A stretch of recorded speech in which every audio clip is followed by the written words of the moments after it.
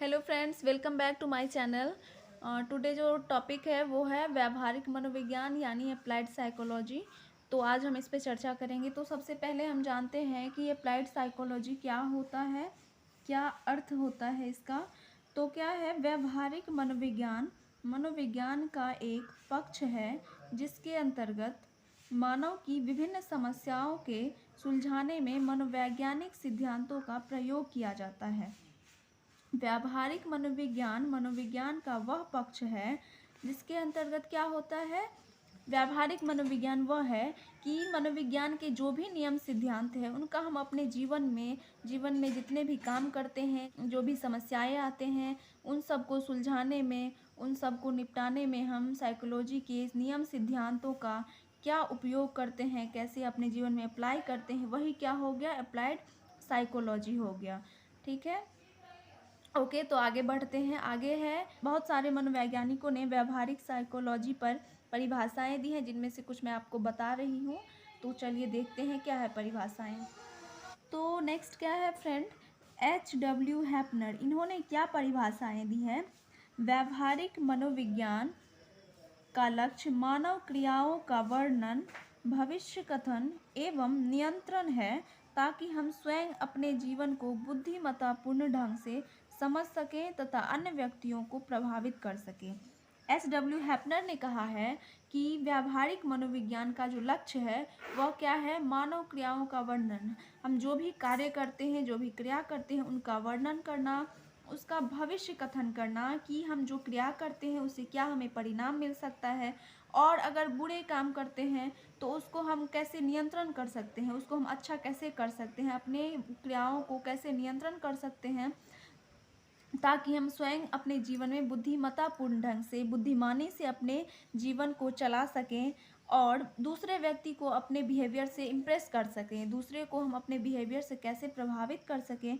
ये क्या होता है, व्यावहारिक मनोविज्ञान का लक्ष्य होता है। किसने बताया है, H.W. हैपनर ने बताया है। इन परिभाषाओं को आप लोग याद रखिएगा। इससे क्या होगा कि जितने भी परिभाषाएं आप लोग समझेंगे उससे आपको वो टॉपिक जो है क्लियर हो जाएगा। तो नेक्स्ट कौन है, नेक्स्ट है R.W. हस्बैंड। इन्होंने क्या कहा, व्यावहारिक मनोविज्ञान सामान्य प्रौढ़ व्यक्तियों के व्यावहारिक पक्षों का अध्ययन करता है। इन्होंने क्या कहा कि व्यावहारिक मनोविज्ञान जो है वो प्रौढ़ व्यक्तियों के व्यवहार को अध्ययन करता है, प्रौढ़ व्यक्तियों के बारे में अध्ययन करता है, उनके व्यावहारिक पक्ष जो है, प्रौढ़ व्यक्तियों का जो व्यावहारिक पक्ष है उनका अध्ययन कराता है। कौन, व्यावहारिक मनोविज्ञान। ये किसने कहा, R.W. हस्बैंड ने कहा। ओके। अब नेक्स्ट है पॉफेन बर्जर। इन्होंने व्यावहारिक मनोविज्ञान को कैसे परिभाषित किया, ये देखते हैं। व्यावहारिक मनोविज्ञान के उद्देश्य विभिन्न प्रकार की योग्यताओं एवं क्षमताओं से युक्त व्यक्तियों, क्या कहा इन्होंने कि विभिन्न प्रकार की क्षमताओं व्यक्तियों को प्रशिक्षित करने तथा उनके पर्यावरण का चयन एवं नियंत्रण करने के बाद उनको उनके कार्यों से इस प्रकार समायोजित करना है कि वे अधिक से अधिक सामाजिक एवं व्यक्तिगत सुख एवं संतोष पा सके। इन्होंने क्या कहा है कि भिन्न भिन्न प्रकार के गुणों से युक्त जो व्यक्ति होते हैं, हर इंसान में हर तरह का गुण होता है, तो विभिन्न प्रकार की योग्यताओं एवं क्षमताओं से युक्त व्यक्तियों को क्या करना है, प्रशिक्षित करना है, और उनके क्षमताओं के अनुसार उनके पर्यावरण का, उनके एनवायरनमेंट का चयन किया जाता है और उन्हें नियंत्रण किया जाता है कि इस एनवायरनमेंट में ये कैसे रह सकते हैं, कैसे अपने आप को निपुण बना सकते हैं, और उनके कार्य, और वो किस ढंग से अपने कार्य को कर सकते हैं, और अपने कार्यों से ऐसे एडजस्टमेंट करेंगे कि अपने इन्वायरमेंट में, अपने समाज में वो सबके साथ सुख और संतोष पा सकेंगे। ओके। तो ये किसने कहा है, पॉफेन बर्जर ने कहा है। आगे है अप्लाइड साइकोलॉजी का इतिहास, हिस्ट्री क्या है इसका। सर्वप्रथम पैटरसन ने, किसने, पैटरसन ने व्यावहारिक मनोविज्ञान पर व्याख्या की। सबसे पहले पैटरसन ने व्यावहारिक मनोविज्ञान पर व्याख्या किया, और इन्होंने अपने लेख में, जिसका नाम था, क्या नाम था, applied psychology comes of age, इन्होंने लेख लिखा जिसका नाम था applied psychology comes of age. इसमें इन्होंने व्यावहारिक मनोविज्ञान के विकास को 4 चरणों में बांटा।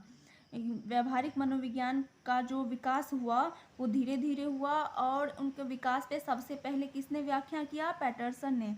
इन्होंने इसके इतिहास के विकास पर प्रकाश डाला। सबसे पहले पैटरसन ने व्याख्या दिया, ये याद कर लीजिए। सबसे पहले मनोविज्ञान के विकास पर किसने व्याख्या किया? पैटरसन ने किया। और इन्होंने लेख लिखा है अप्लाइड साइकोलॉजी और कम्स ऑफ एज, जिसमें इन्होंने व्यावहारिक मनोविज्ञान के विकास को 4 चरणों में बांटा।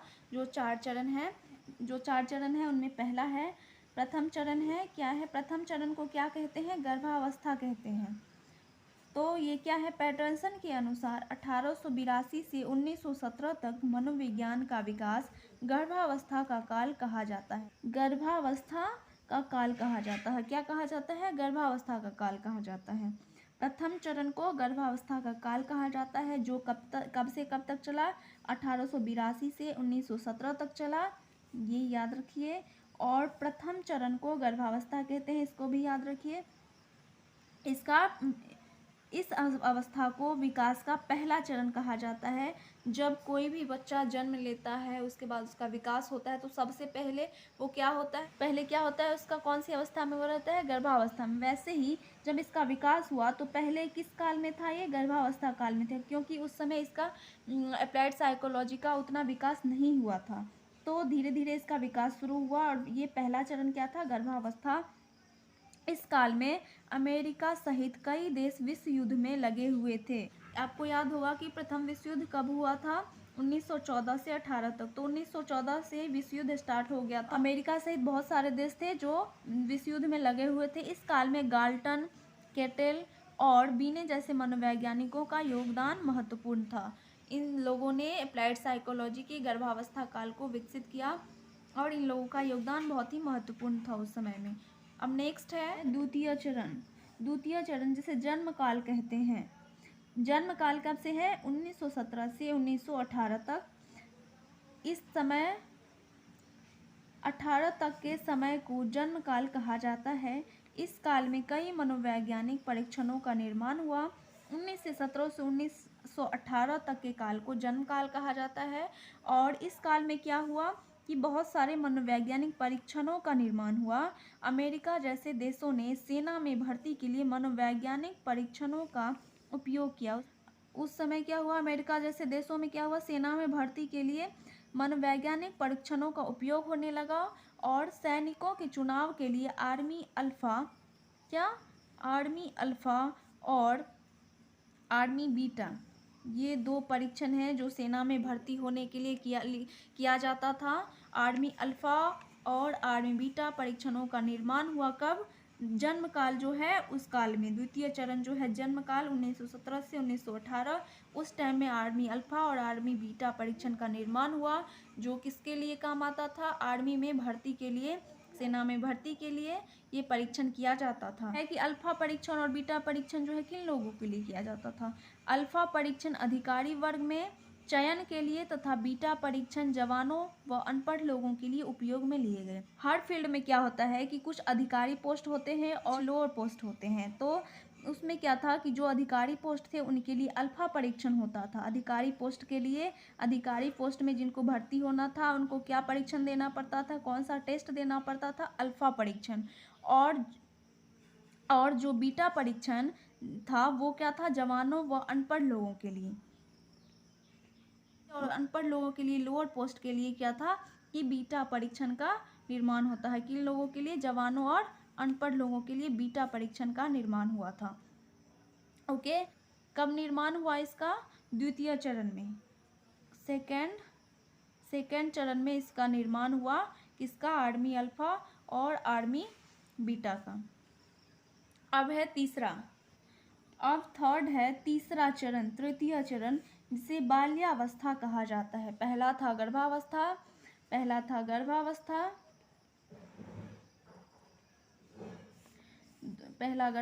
था। दूसरा जन्म काल था, और तीसरा क्या है? तृतीय चरण बाल्यावस्था। ये कब से कब तक है? 1918 से 1937 तक है। 1918 से 1937 तक के मनोविज्ञान के विकास के काल को व्यावहारिक मनोविज्ञान की बाल्यावस्था मानी गई है। क्या मानी गई है? बाल्यावस्था काल। इसी समय 1937 में अमेरिका में व्यावहारिक मनोविज्ञान की एक राष्ट्रीय संस्थान की स्थापना हुई, जिसका उद्देश्य राष्ट्रीय सुधार में मनोविज्ञान के व्यवहार को बढ़ावा देना था। अब क्या है कि इसी समय 1937 में, कब 1937 में, कब 1937 में अमेरिका में व्यावहारिक मनोविज्ञान की एक राष्ट्रीय संस्थान की स्थापना हुई। कब हुई? 1937 में हुई, जिसका उद्देश्य क्या था? किसके लिए बना था ये राष्ट्रीय संस्थान? इसका उद्देश्य था राष्ट्रीय सुधार में मनोविज्ञान के व्यवहार को बढ़ावा देना, विकसित किया जाए, कैसे सुधारा जाए, इनमें मनोविज्ञान को बढ़ावा देना था, मनोविज्ञान के व्यवहार को बढ़ावा देना था। इसमें राष्ट्रीय संस्थान की स्थापना हुई थी, किसके उद्देश्य के लिए? राष्ट्रीय सुधार के लिए। कब हुआ था इसका स्थापना? 1937 में, याद रखिए। और किस चरण में हुआ था? तृतीय चरण में, तीसरा चरण में, जिस चरण को बाल्यावस्था कहते हैं। और ये कब से कब तक है? 1918 से 1937 तक है। नेक्स्ट है चौथा चरण, जिसे युवा अवस्था कहते हैं। चौथे चरण को क्या कहते हैं? युवा अवस्था कहते हैं। पहला क्या था? गर्भावस्था, दूसरा जन्म काल, तीसरा बाल्यावस्था, और चौथा क्या है? बस 4 चरण है ये। चौथा क्या है? युवा अवस्था, जिसे चतुर्थ चरण कहते हैं। तो युवा अवस्था 1937 के बाद व्यावहारिक मनोविज्ञान का क्षेत्र आज तक बढ़ता ही जा रहा है। व्यावहारिक मनोविज्ञान का उतना विकास नहीं हुआ था, लेकिन धीरे धीरे इसका विकास हुआ। और 1937 के बाद क्या हुआ? अभी तक जो है हम व्यावहारिक मनोविज्ञान का उपयोग कर रहे हैं, और ये इसका विकास बढ़ता ही जा रहा है। तो चौथा चरण जो है कब से कब तक है? 1937 से अब तक। 1937 के बाद व्यावहारिक मनोविज्ञान का क्षेत्र आज तक बढ़ता ही जा रहा है। वर्तमान काल में मानव के जीवन के कई कार्य क्षेत्रों में इसका उपयोग हो रहा है। आज जो है अप्लाइड साइकोलॉजी का बहुत ही क्षेत्र में उपयोग हो रहा है। आगे हम पढ़ेंगे कि किस किस क्षेत्र में इनका उपयोग हो रहा है। तो क्या है क्षेत्र? किस किस फील्ड में इनका उपयोग होता है। आधुनिक युग में व्यावहारिक मनोविज्ञान का क्षेत्र बढ़ता जा रहा है। हर क्षेत्र में जहां मानव जीवन में मनोवैज्ञानिक सिद्धांतों का प्रयोग किया जा सकता है, वहां व्यावहारिक मनोविज्ञान का भी क्षेत्र है। जहां जहां हम साइकोलॉजी के जितनी भी सिद्धांत हैं, जो भी नियम हैं, उन सब का हम यूज करते हैं, वहाँ वहाँ क्या होता है कि व्यावहारिक अप्लाइड साइकोलॉजी का भी यूज होता है। इसका भी क्षेत्र बढ़ा हुआ है और आज तक बढ़ता ही जा रहा है। इसका आधुनिक व्यावहारिक मनोविज्ञान के संस्थापक ह्यूगो मस्टरबर्ग को माना जाता है। आधुनिक व्यावहारिक मनोविज्ञान के संस्थापक कौन है? ह्यूगो मस्टरबर्ग। ये याद रखिए कि आधुनिक व्यावहारिक मनोविज्ञान के संस्थापक कौन है? ह्यूगो मस्टरबर्ग। इनको याद रखिए। तो चलिए जानते हैं कि कौन कौन से क्षेत्र हैं। पहला क्या है? मानसिक स्वास्थ्य एवं चिकित्सा। इस क्षेत्र में कैसे यूज होता है ये मैं डिटेल में भी नहीं लिखी हूँ, बट बता रही हूँ आपको। मानसिक स्वास्थ्य एवं चिकित्सा, इसमें अप्लाइड साइकोलॉजी का कैसे यूज होता है। इसमें क्या होता है कि मानसिक समस्याओं से ग्रसित लोगों को, जो मानसिक समस्याओं से ग्रसित हैं, जिनको मानसिक समस्याएं हैं, उनको जो है उनके समस्याओं के कारणों का पता लगाया जाता है अप्लाइड साइकोलॉजी के द्वारा, कि मानसिक समस्या जो है वो क्या है, किस तरह की समस्याएं हैं, उनके क्या कारण हैं, उनका निदान कैसे हो सकता है, और अपने मानसिक स्वास्थ्य को हम कैसे ठीक रख सकते हैं। इसके लिए मनोवैज्ञानिक क्या करते हैं, डॉक्टर्स क्या करते हैं, हमें सलाह देते हैं और बताते हैं मानसिक स्वास्थ्य को कैसे हम ठीक रख सकते हैं। दूसरा क्या है? सामाजिक समस्याएं। सामाजिक समस्याएं क्या है कि हमारे समाज में, हमारे घर में, हमारे आस पड़ोस में जो भी प्रॉब्लम्स होते हैं, जैसे कि दहेज प्रथा, बाल विवाह और बहुत तरह की समस्याएं होती है। इन समस्याओं को समझने के लिए हमारी मानसिक दशा जो है वो पहले सही होना चाहिए। ये बहुत सारे व्यवहार होते हैं जो हम अपने समाज में करते हैं, और इन व्यवहारों से अपने समाज में हम कैसे एडजस्ट कर सकते हैं। इसमें अप्लाइड साइकोलॉजी जो है हमें मदद करती है। आगे है शिक्षा के क्षेत्र में हम साइकोलॉजी का उपयोग कैसे करते हैं। शिक्षा के क्षेत्र में जैसे कि शिक्षा मनोविज्ञान है कि बच्चों को कैसे पढ़ाना है, बच्चों की मनोदशा को समझकर हमें कैसे क्लास में उसके साथ बिहेव करना है। ये सब किसके अंतर्गत आता है? शिक्षा मनोविज्ञान के अंतर्गत आता है। तो शिक्षा में भी मनोविज्ञान का बहुत ही बड़ा योगदान हो गया है आज। आगे है परामर्श तथा निर्देशन। आगे क्या है, परामर्श तथा निर्देशन। परामर्श तथा निर्देशन क्या है कि आजकल जो है कंपटीशन बहुत बढ़ गया है, बहुत सारे पढ़े लिखे लोग भी बेरोजगार हैं और बेरोजगारी के कारण गलत व्यवसाय में लग जाते हैं और बाद में असफल हो जाते हैं। तो ऐसे सिचुएशन में क्या होता है कि हम जो है एडवाइस लेते हैं, मनोवैज्ञानिक दृष्टिकोण से देखते हैं कि किस किस व्यक्ति में किस तरह की क्षमता है और वो कौन सा कार्य कर सकता है और उस कार्य में कैसे सफल हो सकता है। इस सब के लिए हम परामर्श लेते हैं, निर्देशन लेते हैं और कौन सा व्यवसाय हम चुनें जिसमें हम अब उसको आगे बढ़ा सकते हैं। तो इसके लिए परामर्श तथा निर्देशन जो है अप्लाइड साइकोलॉजी का यूज होता है। आगे है उद्योग एवं व्यापार। कोई भी कंपनी है उसमें हम किसी भी कारखाने में अपने मशीन की कैसे जांच करें, किस तरह की व्यवस्था होनी चाहिए, इस सब को मनोवैज्ञानिक तरीकों से जांच किया जाता है और फिर उस पर पहल किया जाता है। आगे है सेवाओं या नौकरियों में चुनाव। जैसे कि सेना में और बहुत सारे ऐसे नौकरियां हैं जिनमें कि साइकोलॉजिकल टेस्ट होते हैं और उसके बाद हमें उसमें जॉब मिलती है। तो इसमें साइकोलॉजी के सिद्धांत और साइकोलॉजिकल तरीकों से हमें चुना जाता है।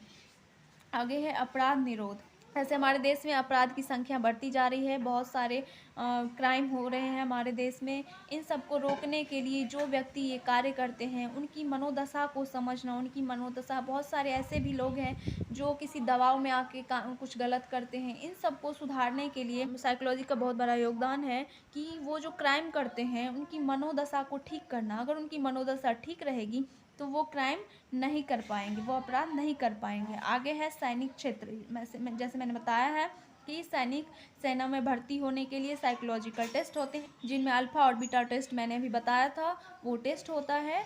आगे है राजनीतिक क्षेत्र। जो भी शासक हैं वो कोई नियम बनाते हैं, कानून बनाते हैं तो अपने समाज, अपनी प्रजा, अपनी जनता के लिए बनाते हैं। जो अच्छे शासक होते हैं वो सब कुछ देख के कोई नियम कानून बनाते हैं कि इस कानून से जनता की मनोदशा पर कोई प्रभाव तो नहीं पड़ेगा। इन सब को जांच करके वो कोई नियम कानून बनाते हैं।